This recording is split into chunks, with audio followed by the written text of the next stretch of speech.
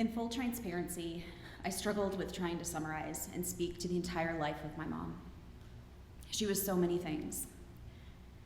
Tenacious, strong, authentic, sassy, compassionate, hilarious, loving, and most importantly, graceful. How could I ever find the words to do her justice?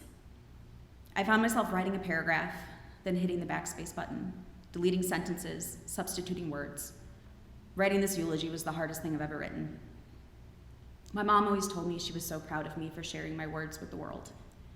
Because even though I was hard on the outside, my writing showed the porcelain core that lived on the inside. So I only hope this eulogy will show you who she was to me. When I reminisce about my childhood, my mom's presence was the only constant. The world that my mom, sister, and I faced was, frankly, never easy. But we were always in it together, the three of us. It was always the three of us. And she even called us the three gypsies. Every challenge we were faced with, we tackled together, head on, and we conquered them, because we were never fighting alone. Our inseparable bond enabled us to navigate everything life threw at us, every move, every disruption, every painful moment.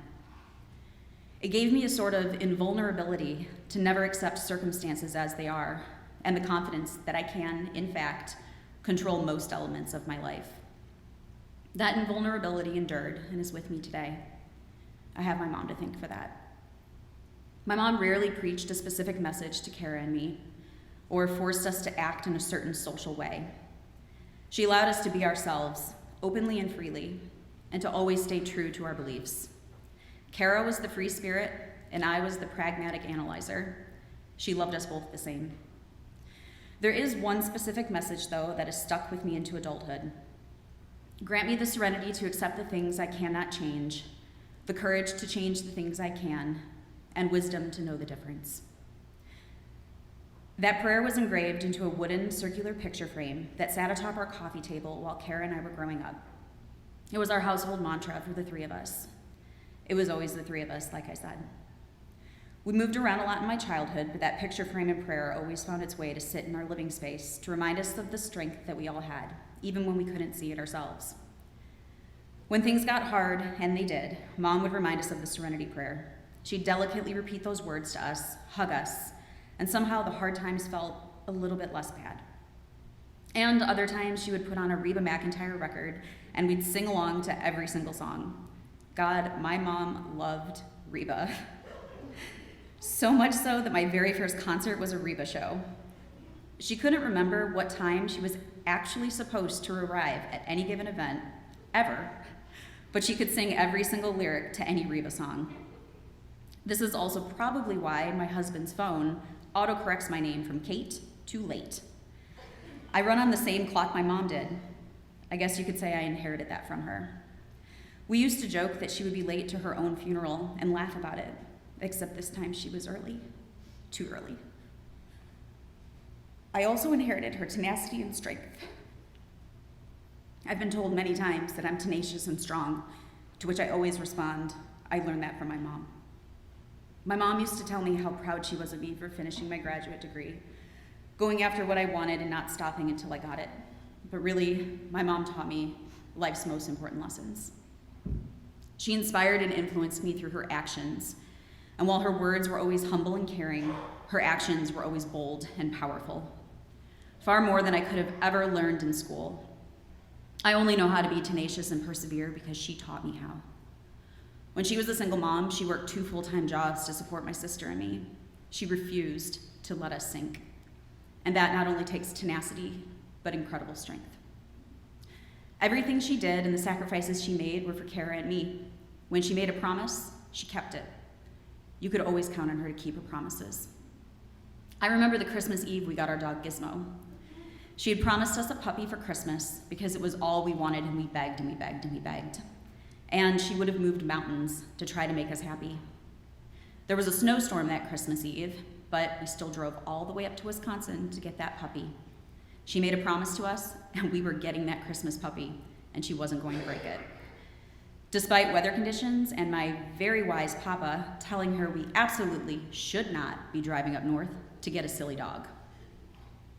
Simply put, keeping her promises was part of her moral code, and so was putting others first before herself. This is what made her an incredible and compassionate nurse. I remember meeting some of her patients when she was a home care nurse. They thought of her as family, and by proxy, that made me family too.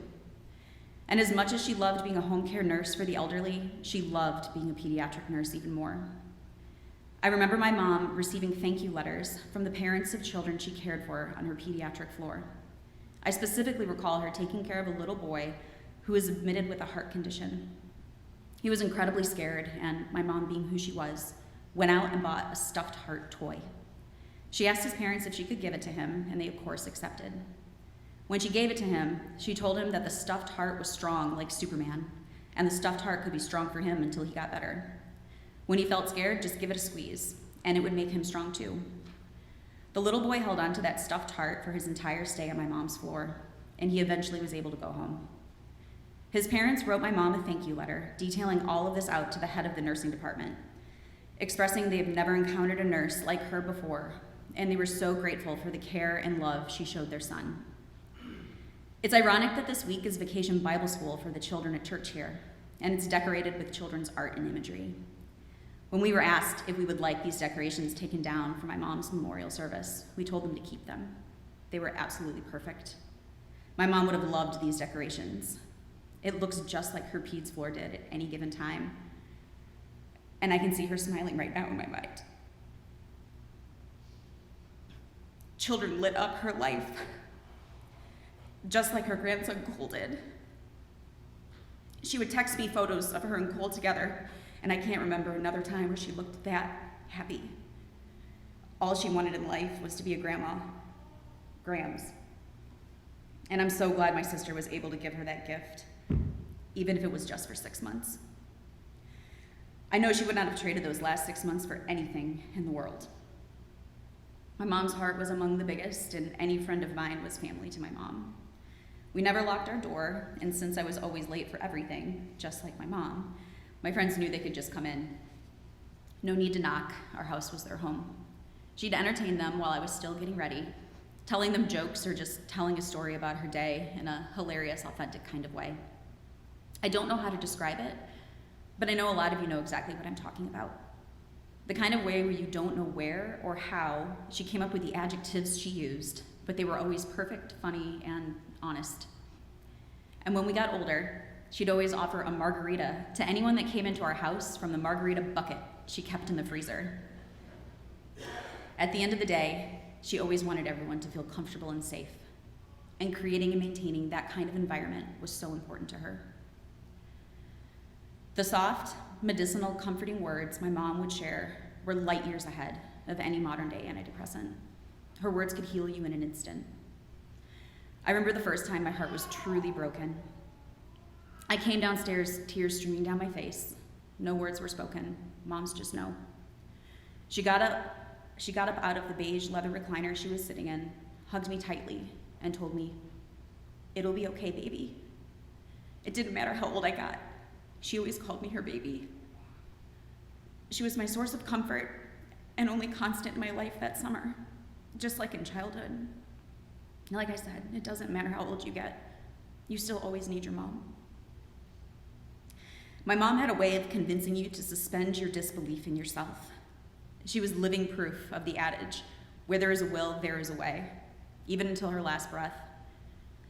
Her doctor was very experienced and incredible. He presented me with all the scientific and clinical facts and told me he didn't think she would make it another 15 minutes. He wanted to help prepare us for what was inevitable with sepsis, and all the data, frankly, supported what he was telling me.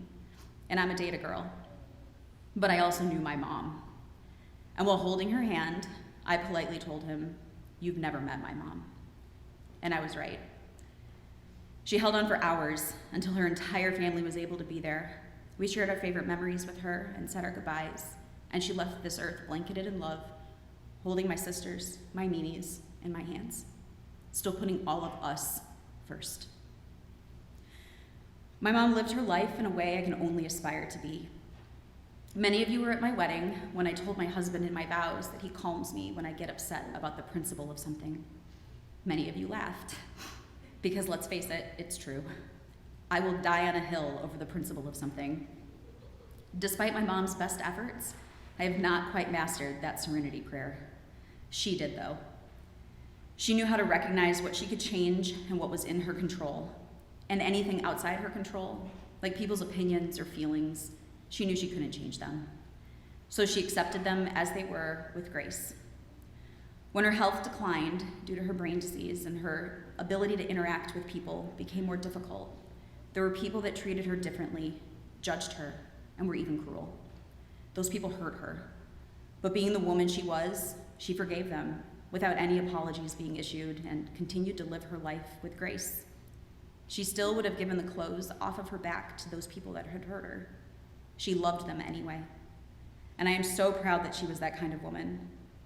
I don't know many people that could have endured all of the unfair things life has thrown at her and still continue to press on with a smile. And that's how I want to remember her. I don't want to remember her as having to overcome obstacle after obstacle. That's not what her life was about. I instead want to remember her tenacity, who if you told her she couldn't do something, she'd reply with, "Watch me," and succeed.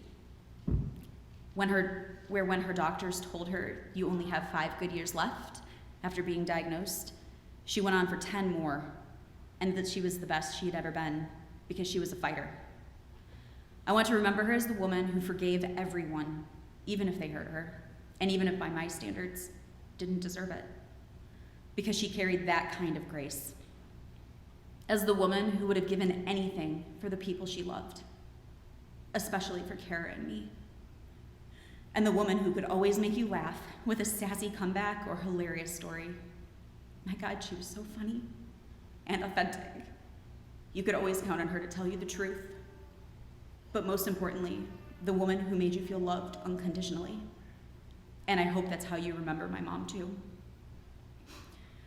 When I graduated, my mom gave me this necklace to remind me that her love for me was eternal and has no end. And I know that's the kind of love we'll share forever. Karen, I love you, higher than the sky and deeper than the sea. And I promise you, we will continue to dance through life, just like you told us to, and make you proud.